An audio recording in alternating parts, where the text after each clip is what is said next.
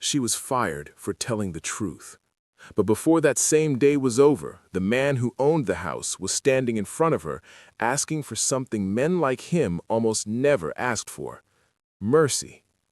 Naya Adeyemi never thought the worst day of her life would begin with a broken vase. It was just after 10 in the morning. Sunlight poured into the Han family dining room, bouncing off crystal glasses, polished silver, and the kind of expensive silence money loved to create. Naya had lived inside that silence for nearly 4 years. She knew how to move without being noticed, how to hear things and forget them, how to lower her eyes, do her work, and stay out of trouble. She knew exactly what rich people wanted from people like her: efficiency, obedience, silence. And until that morning, Naya had given them all three. Then the vase fell. It happened fast. Madame Sun Hee Han turned too sharply. Her silk sleeve brushed the edge of the tall porcelain vase beside the table. The vase wobbled once, then crashed onto the marble floor. The sound shattered the room. At that exact moment, a young company intern stepped into the doorway holding a file folder against her chest. Her name was Sora. She froze. So did everyone else. Sun Hee looked down at the broken vase. Then she looked up at Sora, and without even blinking, she said, "What have you done?" Sora's mouth fell open. "Ma'am, I didn't touch it." Naya was only a few steps away, holding a serving tray. She had seen everything. She had seen Sun Hee's sleeve hit the vase. She had seen the panic flash across her face, and she had seen the lie arrive right after it. Sora's voice shook. "I swear, ma'am, I didn't—" "Are you calling me a liar?" Sun Hee snapped. One of the guests near the table cleared his throat and looked away. A woman near the window suddenly became very interested in the flowers. Nobody moved. Nobody helped. Nobody spoke. And that should have been the end of it. Naya should have stayed quiet. Quiet had protected her before. Quiet had helped her survive. But that morning, something inside her refused. Maybe it was the fear in Sora's eyes. Maybe it was the memory of every insult Naya had swallowed in that house just to keep a paycheck. Maybe it was exhaustion. Whatever it was, it rose before fear could stop it. "She didn't do it," Naya said. The room turned. Sun Hee stared at her. "What?" Naya's heart started pounding, hard, too hard. But now that the words were out, she could not take them back. "She didn't break the vase," Naya said again. "Your sleeve hit it." Silence. Not normal silence, the dangerous kind. The kind that told you a line had just been crossed. Sun Hee took one slow step forward. "Excuse me?" Naya carefully lowered the tray to the sideboard before her shaking hands gave her away. "I'm only saying what I saw." Sun Hee laughed, a short, sharp laugh. "You are only saying what you forgot you are." Naya swallowed. Sora looked like she might faint. Still, Naya did not look away. "I just don't think an innocent person should be blamed for something she didn't do." Sun Hee slammed her palm down on the table. The sound cracked through the room. "You people," she said, her voice low with rage, "always mistake kindness for equality." Sora gasped. Naya felt those words hit her like boiling water. Not because she had never heard cruelty before, but because some insults told the truth about the person speaking them, not about the victim, about the speaker. In that moment, Naya saw exactly how Sun Hee saw her. Not as a worker, not as a woman, not even as a human being with dignity, just tolerated, useful, disposable. Sun Hee pointed toward the door. "Take off your apron, you're finished." Sora stepped forward. "Ma'am, please, it wasn't her fault. She was only trying to help me." "Be quiet," Sun Hee snapped. Then she looked back at Naya. "You were hired to clean, not speak." Naya held her gaze. For one long second, she thought about apologizing, about rent, about bills, about her younger brother's school fees, about every practical reason silence always looked smarter than courage. Then she looked at Sora's trembling hands, and something inside her settled. Slowly, Naya untied her apron. The knot loosened. The cloth slipped free, and when it dropped onto the table, it felt like something heavier had dropped with it. Fear. Not all of it, but enough. If telling the truth gets me fired, then I should thank you, Naya said quietly. Thank me, Sun-hee frowned. Yes. Then she said the one thing nobody in that room expected to hear from Naya, because now I know exactly what kind of house this is. That hit. The guest near the window looked down. The man by the table shifted awkwardly. Even Mr. Park looked like he wanted the floor to swallow him whole. Sun-hee's face hardened. Get out. Naya picked up her bag. This time she did not bow, and that was truly what offended Sun-hee. Not the truth, not the correction, the refusal. At the front door, Naya heard hurried footsteps behind her. It was Sora. The girl's eyes were wet. I'm so sorry. This is all my fault. Naya shook her head. No, this is what happens when powerful people are used to blaming whoever has the least power. Sora bit her lip. What do I do now? Naya looked at her carefully. Young, bright, scared. One ugly accusation away from carrying somebody else's shame for years. Stand straight, Naya said. What? Sora blinked. Stand straight, Naya repeated. That's the first thing people like this try to take from you. Sora nodded slowly. Naya turned and walked out. She made it halfway down the stone path before her vision blurred. By the time she reached the bus stop outside the estate gates, the tears came hard. Not soft tears, angry tears, the kind that came when someone took your livelihood and still expected gratitude on the way out. She sat down on the bench, wiped her face, stared at the road. Her phone started ringing. Unknown number. She ignored it. It rang again, then again, then again. By the fourth call, something in her snapped. She answered. What? A male voice said, Is this Naya Adeyemi? She straightened at once. That voice. Calm, measured, controlled. This is Min-jun Han. Her throat tightened. The CEO, not a manager, not a relative, not somebody calling on his behalf. The Min-jun Han, the man employees spoke about in careful voices. The man who lived in that giant house and still felt like a stranger inside it. Naya had worked under his roof for years and barely exchanged more than a few polite words with him. Why was he calling now? Sir, Naya said carefully. I just heard what happened. Naya let out a cold laugh. Then you heard your wife fired me. A pause. Then he said, Come back. Naya stood up from the bench. For a second, anger was all she could feel. No. Silence. Not normal silence. Surprised silence, like people rarely told him that word. No, he repeated. Naya turned away from the bus stop so the two strangers nearby couldn't read her face. With respect, sir, I was insulted, humiliated, and thrown out less than an hour ago. I'm not walking back into that house because someone suddenly decided I matter. You do matter. The answer came too fast, too smooth. Naya almost laughed. Not when it counted. Naya. No, she cut in. If this is about calming things down, I'm not interested. She pulled the phone away from her ear, ready to end the call. Then his voice changed. Not softer, sharper. This is not about calming things down, he said. Her hand froze. Slowly, she brought the phone back to her ear. What? Do not go home. Her pulse kicked. What are you talking about? I said, do not go home. At that exact moment, the bus pulled up. The doors opened. People started boarding. Naya didn't move. Sir, she said carefully, explain yourself. A pause. Then he said, confidential files disappeared from my office last night. Her stomach dropped. And this morning, security footage surfaced showing the thief. Naya went still, completely still. Who?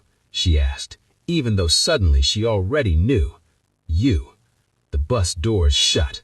The bus pulled away, and for one long second, the world felt wrong. That's impossible. I know. How would you know? Because I reviewed the footage myself. And and it was meant to be believed quickly, not examined closely. Naya's heart slammed against her ribs. You think I was framed? I think someone needed a convenient suspect. He paused. And after what happened this morning, I think they needed you out of the house before I could ask questions. Naya's mouth dried. Her mind flashed back to Sun Hee's rage, to the speed of the firing, to Sora, to the insult, to the timing. No, this was too much, too fast. You expect me to believe this? No, he said. I expect you to protect yourself. Something about that answer unsettled her even more, because it didn't sound like a man cleaning up a misunderstanding.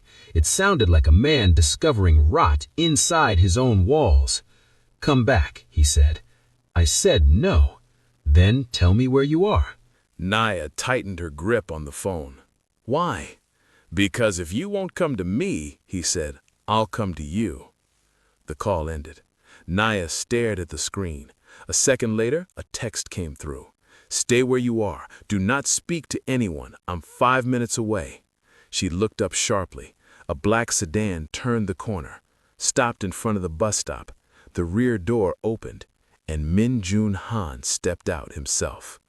If you've ever seen someone punished for telling the truth, comment "Truth wins" below, because what happens next is where this story stops being humiliation and starts becoming war. He looked nothing like the distant executive she expected. His tie was loosened, his jaw was tight, and his eyes held something she had not seen in anyone from that family before. Urgency. He walked straight toward her. Naya, get in. She took one step back. Not until you tell me everything. This is not the place. Then maybe you should have picked a better place to accuse me of theft. His eyes narrowed. I did not accuse you. You just said the footage showed me. I said someone wanted it to show you. That doesn't make you innocent. That landed. He stopped in front of her. Good, Naya thought. Let him feel it, because she was not getting into another rich person's car just to become the next lie they cleaned up behind tinted windows. You should trust me, he said. She gave a short, bitter laugh. That's exactly what people say right before they ruin someone poor. A flicker crossed his face. Maybe anger, maybe shame. Fair, he said. That surprised her. Then he said, but if you don't come with me, the next people who find you may not be asking questions. They may be arresting you. Naya searched his face. No panic, no performance, just certainty. What aren't you telling me? She asked quietly. His answer came low. I think my wife is involved. That shook her. Not because she thought Sun Hee was innocent, because powerful men protected image first, family first, scandal last. And here he was, standing on a public sidewalk, saying the one thing men like him usually buried. Still, Naya did not move. What if you're lying? She asked. He stepped closer. Then get in the car, he said, look me in the eye, and decide that after you hear everything. Naya looked at the open door, then back at him. She had a terrible feeling that whatever choice she made next, her life would not look the same tomorrow. Good, she thought. Maybe it already shouldn't. She got in, and as the car door shut behind her, Naya did not know she was riding back to that mansion as more than a witness. She was riding back as the one person the life had failed to bury. The ride back to the Han estate was too quiet. Not peaceful quiet, the kind of quiet that made every small sound feel dangerous. The hum of the engine, the click of Min Jun's watch, the faint vibration of Naya's phone inside her bag. Every thought in her head felt louder than it should. She sat across from him, shoulders tight, bag on her lap, every instinct warning her not to relax. Min Jun finally spoke. The files taken from my office contain early acquisition details for a merger that has not been announced. Naya frowned. So, something worth stealing? Yes. Something worth framing someone over? Yes. His answer came too easily. She watched him. You're very calm for a man whose house just turned into a crime scene. His gaze lifted to hers. No? She asked. You hide it well. I've had practice. That was not an answer, but it sounded honest enough to keep her listening. He continued, "This morning, security brought me edited footage. The woman in the video had your height, your skin tone, your build. But not me. No. How did you know? There's a drag in her left leg." Naya looked down automatically. "I don't limp." "I know. And that was enough to make you come after me?" His jaw tightened. "No, it was enough to make me look harder." That answer bothered her, because it was good. Too good. "What else?" she asked. He held her gaze. "You were dismissed too quickly." Naya laughed once. "So now getting fired too quickly is suspicious? In that house? Yes." Naya looked away. He continued, "My wife creates scenes when she wants control, but today she created one before I could get home. That told me she was afraid of timing. Afraid you'd ask questions?" "Yes." Naya folded her arms. "And if the video had been convincing enough, would you have protected me then?" That one hit him. He did not answer immediately. Good. Let him sit in it. Finally, he said, "I don't know." Naya turned toward the window. Not the answer she wanted, but maybe the one she trusted most. At the gates, security opened immediately. The mansion stood ahead of them, still elegant, still polished, still perfect from the outside. It made Naya want to laugh. Some houses don't fall apart with cracks in the walls. Some fall apart with smiling people inside them. The moment they stepped through the front door, Mr. Park hurried over. "Mr. Sir, Madam is asking where—" "Gather everyone who was in the house this morning. The manager, security, Sora, Yeren, my assistant too." Park blinked. "Your assistant, sir?" "Yes, GA." Interesting. Very interesting. Why his assistant? Why bring in someone from the office side unless he already suspected the damage reached beyond household drama? Park swallowed. "Yes, sir." Min-jun turned to Naya. "Come with me." He led her into his study. Naya had never entered that room before. Dark shelves, expensive art, a long desk, a wall of monitors.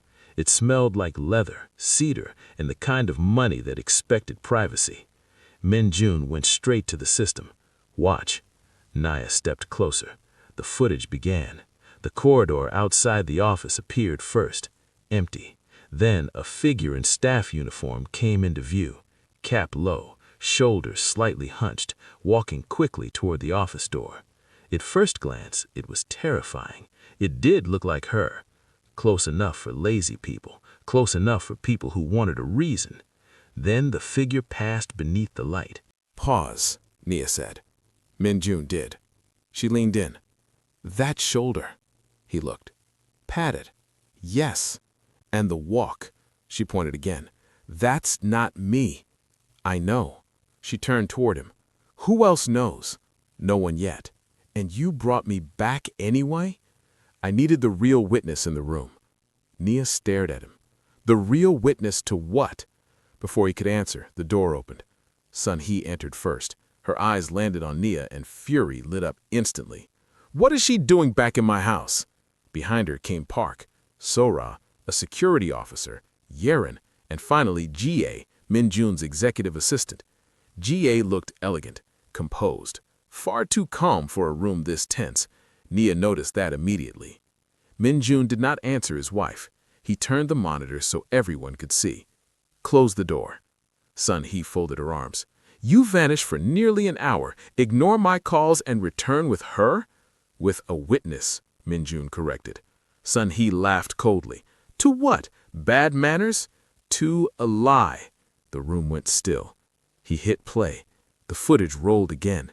Then he froze it beneath the corridor light. "This woman," he said, "is not Nia." The security officer shifted. "Sir, I reviewed it myself. Not carefully enough." Sun-hee scoffed. "And this is why you dragged everyone in here because of a minor discrepancy?" Nia spoke before she could stop herself. "Minor discrepancies are how innocent people lose everything." Sun-hee turned on her.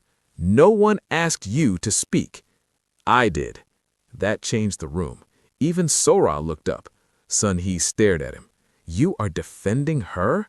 "I am defending facts." "Facts!" Sun Hee snapped. "She humiliated me in front of guests."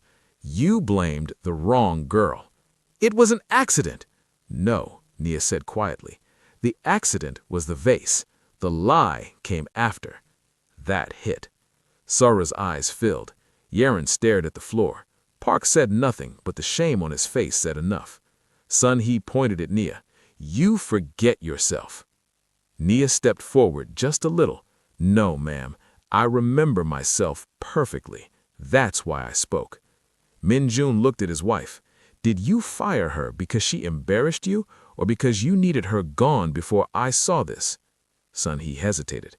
Just for a second, but it was enough. Nia saw it. Min-jun saw it too. He went colder. "Answer me." Sun Hee lifted her chin. "I fired her because servants do not challenge me." Nobody moved. The line just hung there. Ugly, naked, final. Sora looked horrified. The security officer looked away, and Nia felt something strange happen inside her. Not pain, release. Because once cruelty says itself clearly, it can never pretend to be misunderstood again. Min-jun stared at his wife for a long second. Then he said, "Leave." She blinked. "What?" "Everyone else stays. You leave." Sun Hee laughed in disbelief. "This is my house." "No," he said. "It is the scene of a fraud." That slammed into the room. Sun Hee's face changed. "Fraud?" "Yes. Theft, tampered footage, obstruction." Park nearly choked. Sora took a step back. Ga still looked too calm, too still. And Nia finally understood why her instincts had not settled since walking into that room. Somebody here already knew more than they were supposed to. Then she saw it. A subtle movement. Ga's hand slipping toward her phone beside a leather notebook. Quiet, careful, but not careful enough. "What are you doing?" Nia asked sharply. Every head turned. Ga's hand stopped. A smile appeared on her face. Too polished, too late. "Nothing." Nia pointed. "Then pick up your phone." Ga laughed softly. "I don't answer to house staff." Nia met her gaze. "And guilty people always become formal when they panic." That landed. Park inhaled sharply. Sora looked from one woman to the other. Ga turned to Min-jun. "Sir?" He did not blink. "Pick up the phone." "Surely you don't—" "Now." Slowly, Ga lifted it. Her thumb hovered near the screen. "She's deleting something," Nia said. Min-jun crossed the room in 2 strides and snatched the phone from her. Ga's face drained instantly. He looked down. Then his entire expression changed. He turned the screen so everyone could see. A message draft, still unsent. "He knows the footage won't hold. Move the witness before she talks." Sora gasped. Park grabbed the back of a chair. Sun Hee went white. Nia felt her pulse explode in her throat. The witness, that was her. Min-jun's voice dropped to something terrifyingly calm. "Who were you sending this to?" Ga said nothing. "Who?" Still nothing. Sun Hee looked at Ga. "What is that?" Ga's mask cracked. "You tell them." Sun Hee's head snapped toward her. "Don't you dare!" Too late. Ga glanced once toward the door, measuring distance, calculating escape. "She's going to run," Nia said. Ga bolted. Park shouted. Sora screamed. A chair crashed as Ga shoved it into the security officer's path and sprinted into the corridor. Min-jun moved instantly. "Stop her!" Nia ran too, not because anyone asked her, because the answers had just put on heels and started running. Ga flew down the hall, turned at the staircase, nearly collided with a maid coming up with fresh linens. The woman yelped and flattened herself against the wall. Nia kicked off her shoes and gained speed. "Ga!" Min-jun shouted behind her. "Stop!" Ga looked once, then grabbed a brass sculpture from a side console and hurled it. Nia ducked. It smashed into the wall. Glass exploded. "You should have stayed quiet!" Ga screamed. There it was, a confession inside panic. Nia ran harder. Ga reached the upper balcony hall and found the side exit locked. Bad luck. She spun around, breathing hard, hair half loose now, composure gone. "Stay back," she warned. Nia stopped a few feet away. "You're done." Ga laughed once, breathless, ugly. "You still think this is about you?" Minjun arrived behind Nia with 2 guards. His voice was iron. "Who are you working with?" Ga looked past him, straight at Sun Hee, who had followed to the end of the hall, and smiled. A sick smile, the kind that appeared when the last secret in the room was no longer worth protecting. Sun Hee whispered, "Don't." Ga lifted her chin. "Your wife opened the office." No one moved. No one breathed. Even the guards froze. Minjun turned slowly toward Sun Hee. She looked as if the floor beneath her had disappeared. "You're lying," she said. Ga laughed. "That's rich." Minjun's voice was almost a whisper. "Say it again." Ga pointed at Sun Hee. "Your wife opened the office. She told me the files only needed to be copied. She said you would never notice until it was too late." Sun Hee's voice cracked. "Be quiet." But Ga was already falling, and she knew she was not falling alone. "She said if the deal collapsed, you'd finally stop worshiping your company and pay attention to your family." Nia stared at Sun Hee. So that was it. Not just arrogance, not just cruelty. Resentment. A woman tired of coming second to ambition, foolish enough to think she could wound a company without destroying people. Minjun looked at his wife like he had never seen her before.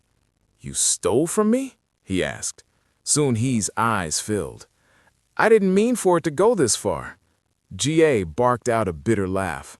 "No, you just meant for the maid to take the fall." That hit harder than everything else, because it named the truth plainly. Chosen, not accidental, not convenient. Chosen because Nia was the easiest person to throw away. Nia stepped forward slowly. "You picked me?" Sun Hee looked at her, said nothing. That silence was answer enough. Minjun shut his eyes for 1 second. When he opened them, something darker had entered his face. "Call the police," he told security. Sun Hee jerked. "Minjun, no!" "Yes." "You can't do this." His laugh was quiet and empty. "Can I?" She took a step toward him. "I'm your wife, and she was under my protection," he said, pointing at Nia, "and you were ready to let her be arrested to cover your humiliation." If this moment made you freeze, hit like and subscribe, because the next twist is where the lie stops being household scandal and becomes something far more dangerous. Sun Hee looked shattered, but Ga was not done. Fear makes reckless people honest, and once betrayal starts talking, it hates to stop. She looked at Nia, then at Minjun, and said the one thing that turned the whole disaster into something worse. The files weren't just copied, they were already promised to a buyer.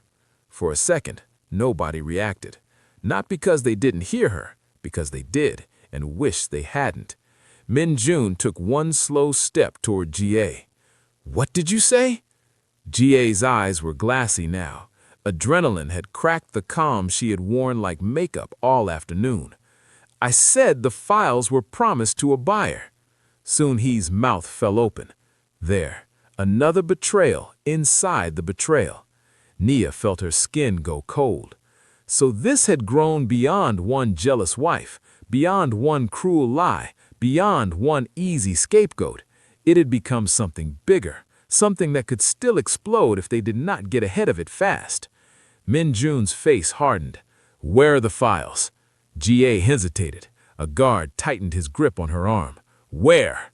she said quickly. "In the greenhouse, in a transfer pouch. I hid it after your call." Park let out a strangled breath. Minjun turned immediately. "Park, with me." Nia stepped forward. "I'm coming too."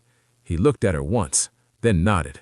Good, she thought, because she was done being left outside rooms where her life was being decided. The greenhouse stood behind the rear garden, all glass, steel, perfect trimmed vines. Nia had cleaned around it dozens of times, but rarely entered.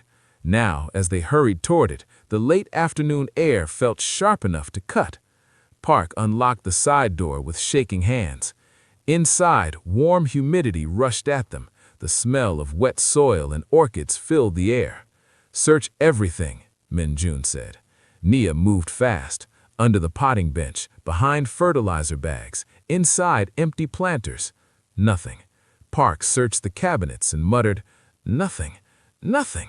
Min-jun checked the center bed, then the misting pipes. Nia forced herself to slow down. Panic made people sloppy, and whoever hid the evidence had been running on panic. She scanned the floor again. Then she saw it. A square patch of soil near the back wall, darker than the rest, recently disturbed. "Here," she said. Min-jun dropped beside her instantly and dug into the soil with his bare hands. "Plastic!" Park gasped. Together, they pulled out a sealed, waterproof pouch. Inside was a flash drive and a white envelope. Min-jun tore the envelope open. His eyes sharpened. "What?" Nia asked. He handed her the note. "If questioned, use the Maid. Prior incident makes suspicion easy." Nia stared at the words. Everything else in the greenhouse seemed to disappear. Prior incident. Her stomach dropped. Years earlier, before the Han estate job, she had worked at a high-end restaurant. Missing cash had been discovered. She had been questioned, never charged, never proven guilty. But rumor did what proof didn't need to do. She lost the job, lost references, lost months of her life trying to outwork a stain she never deserved. She disclosed that history during the Han background check because honesty felt safer than discovery. Soon he knew about it and used it. "She built this on my past," Nia whispered. Min-jun's jaw clenched. She weaponized it. Not she, they, because cruelty that organized itself was never one person's work. Then the distant sound of sirens cut through the glass.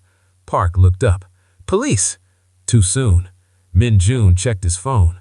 "I told security to call, but not yet." Nia looked at him sharply. "Then who did?" The answer hit all three of them at once. GA. Of course, not to surrender, to control the timing, to make sure the wrong people were found first, the right evidence second, and confusion did the rest. Min-jun called security immediately. "No one speaks to the police until I'm there. No one. Do you understand?" A frantic voice answered. "Sir, there's a problem." "What now?" "Madam collapsed."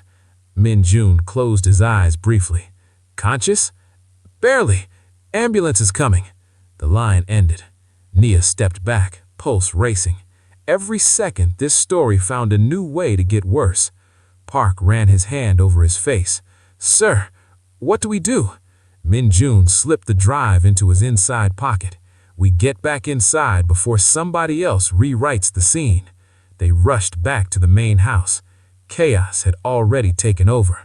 Paramedics were in the front hall tending to Soon-hee, who lay pale on a stretcher, barely responsive. Sora was standing near the staircase with both hands over her mouth. Two police officers were speaking to security. And GA was gone. Nia saw it first. Then Min-jun saw it too. His voice cracked through the room. "Where is she?" One guard looked sick. "She asked to use the restroom. Then the fire alarm in the east wing went off." "The fire alarm was fake," Nia said immediately. Another distraction, another move. Min-jun turned toward the front door. "Lock the gates!"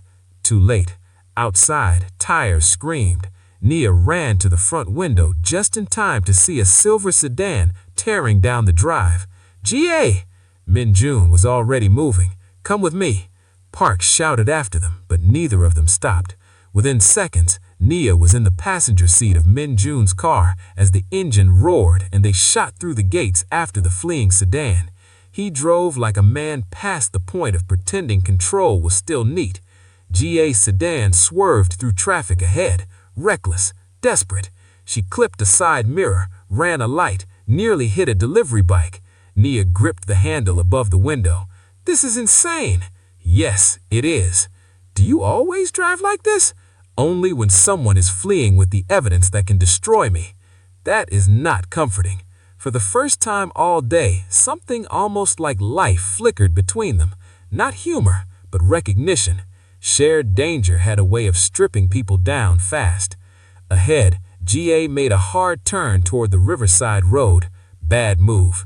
That road narrowed near a construction barrier. Her sedan fishtailed, fought the turn, then slammed sideways into the guardrail and spun to a stop in a cloud of smoke. Min-jun braked behind her. "Stay here," he said. Nia stared at him.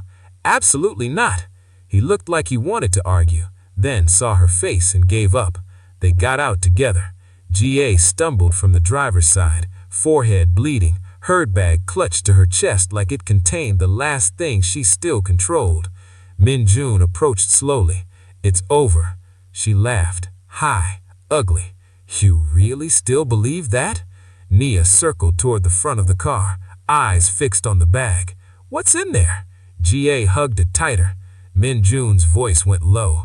"Who bought the files?" GA looked at him with naked hatred. "Do you know how many people your company chews up? Do you know how many people smile in your face and disappear in your shadow?" "This is not justice," he said. "This is greed." "Greed," she shouted. "I worked for you for 6 years. 6. I cleaned up your calendar, your mistakes, your image, your disasters. Men with half my discipline got promoted while I sat outside your office making your life function." Nia watched her carefully. There it was, the same poison in a different body. Resentment feeding ambition until it could justify anything. GA looked at Nia. "And you? Don't stand there acting pure. If this had worked, they would have buried you and moved on by dinner." Nia met her eyes. "Maybe." Then she took one step closer. "But at least I would have gone down telling the truth." That hit GA. You could see it. Because people who had sold themselves hated seeing someone who refused. Sirens wailed in the distance again. Closer now. Real time. GA heard them and panicked. She turned suddenly and ran toward the pedestrian edge above the river. Nia saw her reach into the bag. Phone, backup, transfer logs, contact records, the proof. "If she throws that in the river, it's gone," Nia shouted. She ran. Everything after that happened at once. GA climbed onto the low rail. Min-jun shouted her name. Wind tore at their clothes. The river flashed below like steel. GA yanked the phone from the bag and drew her arm back. Nia lunged and caught her wrist. Both women slammed into the railing. "Let go!" GA screamed. "No!" She twisted violently. Nia nearly lost her footing. For one terrible second, they both tipped toward the edge. Then Min-jun reached them and grabbed Nia's shoulder with one hand and the rail with the other. "Hold on!" he shouted. GA was crying now. Or laughing. Or both. "You should have kept quiet!" she screamed at Nia. "You were nobody until this!" Nia's fingers tightened around her wrist. "No," she said through gritted teeth. "I was somebody before you ever tried to bury me." The phone slipped, bounced once on the concrete. Nia snatched it with her free hand. At that exact moment, 2 officers reached them and dragged GA backward off the rail. She collapsed to her knees, sobbing, then laughing again as they cuffed her. Min-jun still had a hand on Nia's shoulder. He did not move it right away. Neither did she. An officer approached. "Are you Miss Adeyemi?"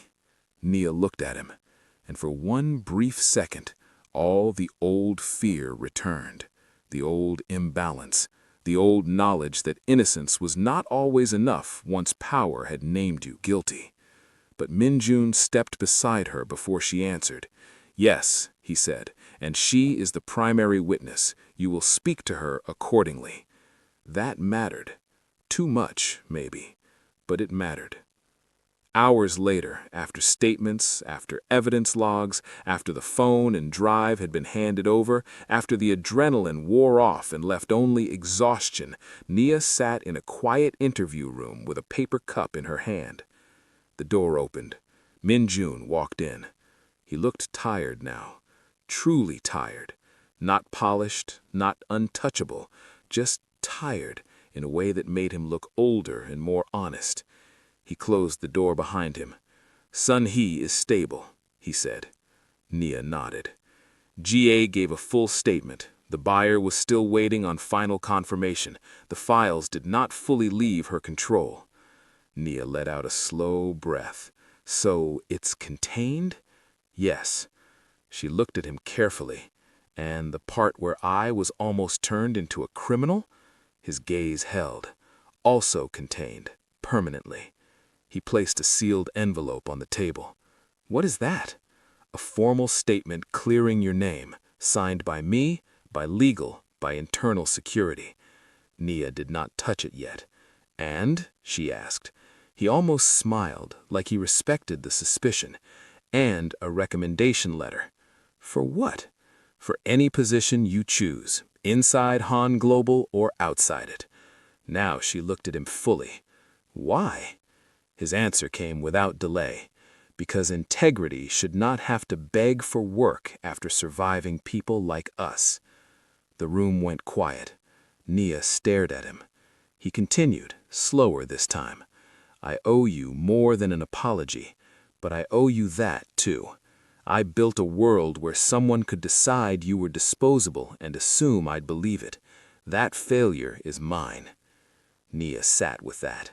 It was a good apology, a real one, but some apologies arrived after the knife, not before it. You did fail, she said. He nodded once. I know. She finally opened the envelope. The first page was exactly what he said. The second was the recommendation. The third, she stopped. What is this? Your reinstatement. Nia gave a disbelieving laugh. You cannot be serious. I am. You think after all this I'm coming back to that house? No, he said. I think you deserve the option to reject it yourself. That was a better answer than she expected. Still, she slid the reinstatement paper back across the table. No. He looked at it, then at her, and nodded as if he had expected nothing else. I'll take the statement, she said, and the recommendation. Done. She stood. He stood too. At the door, he said quietly, I did come to beg, you know. Nia paused, but did not turn fully around. He continued, not just for you to return, for a chance to make something right before it got worse. Now she looked back, and what she saw in his face was not power, just consequence. So she gave him the only answer that mattered. You didn't lose me when your wife fired me. You lost me the moment your world thought I was easy to throw away. That landed exactly where it should. He held her gaze and took it. Then she added, if you really want to make this right, build a place where the next woman doesn't need a crisis before someone believes her. He nodded once. I will. 3 weeks later, the statement clearing Nia's name had reached every office, vendor list, and security channel connected to Han Global. Quiet gossip became open truth. Staff who had been silent for years started speaking. Complaints were filed. Audits began. Policies changed. More than one manager resigned before questions reached them. Sora sent flowers with a handwritten note. You taught me that silence protects the wrong people. Mr. Park called her one evening and admitted, I should have spoken sooner. Nia replied, then be brave sooner next time.